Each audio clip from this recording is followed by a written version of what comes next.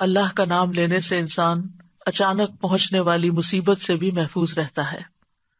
عثمان بن عفان کہتے ہیں، میں نے رسول اللہ صلی اللہ علیہ وسلم سے سنا، آپ فرماتے تھے، جس نے شام کو 3 بار یہ دعا پڑھ لی اسے صبح تک کوئی اچانک مصیبت نہیں آئے گی، کوئی اچانک مصیبت نہیں آئے گی۔ یعنی اس کا مطلب نہیں کہ دوسری آ جائے گی، یعنی ایک دم کسی قسم کی پریشانی اس کو لاحق نہیں ہوگی۔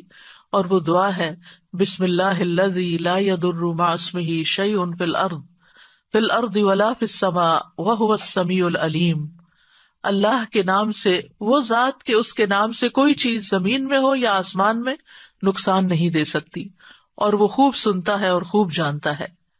اور جس نے صبح کے وقت یہ دعا پڑھ لی اسے شام تک کوئی اچانک مصیبت نہیں آئے گی، اور جب شام کو کوئی پڑھ لے تو صبح تک اس کو پریشانی نہیں ہوگی۔ اسی طرح اگر انسان بسم اللہ نہیں پڑھتا تو یاد رکھیے کہ بسم اللہ نہ پڑھنے کا نقصان یہ ہے، ابن عباس کہتے ہیں کہ ابلیس نے اللہ تعالیٰ سے کہا کہ تو نے اپنی ساری مخلوق کا رزق واضح کر دیا ہے، میرا رزق کس میں ہے؟ تو اللہ تعالیٰ نے فرمایا، ہر اس چیز میں جس پر میرا نام نہ لیا جائے۔ تو گویا جس چیز پر ہم اللہ کا نام نہیں لیتے وہ رزق پھر شیطان کے حصے میں چلا جاتا ہے، گویا ہم اپنے دشمن ہی کو فیڈ کرتے ہیں۔ قیامت کے دن بھی اللہ کے نام سے وزنی کوئی چیز نہ ہوگی۔ پھر اسی طرح یعنی اس دعا کے پڑھنے کے مواقع کون کون سے ہیں؟ نمبر 1، ہر کام شروع کرنے سے پہلے، تاکہ اس میں برکت اور مدد حاصل ہو، اس کے اندر قبولیت ہو، ہمیں اخلاص نصیب ہو۔ پھر خاص طور پر کھانا کھانے سے پہلے حضرت عائشہ کہتی ہیں کہ رسول اللہ صلی اللہ علیہ وسلم نے فرمایا، جب تم میں سے کوئی کھانا کھانے لگے تو چاہیے کہ اللہ تعالیٰ کا نام لے، پھر اگر شروع میں اللہ تعالیٰ کا نام لینا بھول جائے تو چاہیے کہ یوں کہے، بسم اللہ اولہ و آخرہ، اللہ کے نام سے اس کھانے کے شروع میں اور آخر میں بھی۔ پھر اسی طرح لباس اتارتے وقت بسم اللہ پڑھنی چاہیے۔ انس رضی اللہ عنہ سے روایت ہے کہ نبی صلی اللہ علیہ وسلم نے فرمایا، جنوں کی آنکھوں اور بنی آدم کی شرمگاہوں کا پردہ یہ ہے کہ جب ان میں سے کوئی اپنے کپڑے اتارے تو بسم اللہ پڑھ لے، یعنی اتارنے سے پہلے پڑھ لے، تو جن اور شیاطین کی نظر نہیں لگتی۔ اسی طرح جب آپ بچوں کو کپڑے تبدیل کروا رہے ہوں تو اس وقت بھی بسم اللہ پڑھ لیں۔ اسی طرح بیت الخلاء جاتے وقت یعنی اندر پاؤں رکھنے سے پہلے بسم اللہ پڑھ کے دروازہ کھولیں۔ حضرت علی رضی اللہ عنہ روایت کرتے ہیں، کہتے ہیں کہ رسول اللہ صلی اللہ علیہ وسلم نے فرمایا، جنوں کی آنکھوں اور بنی آدم کی شرمگاہوں کا پردہ یہ ہے کہ جب ان میں سے کوئی بیت الخلاء جائے تو بسم اللہ پڑھ لے، کیونکہ جب انسان ننگا ہوتا ہے تو حفاظت کے فرشتے اس سے دور چلے جاتے ہیں۔ تو اس وقت حفاظت پھر کس سے حاصل ہوگی؟ جب آپ واش روم میں جانے سے پہلے بسم اللہ پڑھ کے پھر داخل ہوں گے۔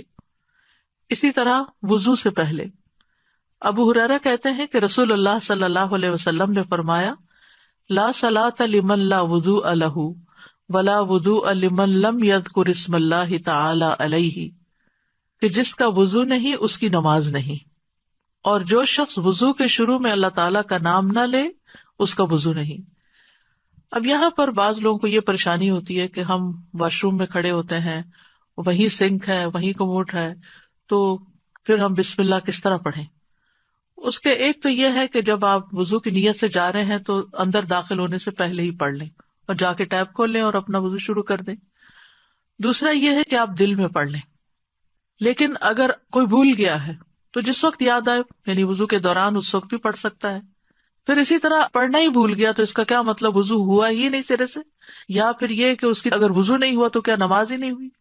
نہیں، اس کا مطلب یہ ہے کہ اس کا وضو کامل نہیں ہوا۔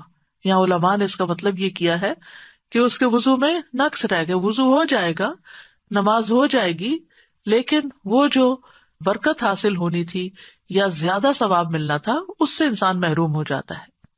پھر اسی طرح یہ ہے کہ قرآن مجید کی قرأت سے پہلے بسم اللہ پڑھنی چاہیے۔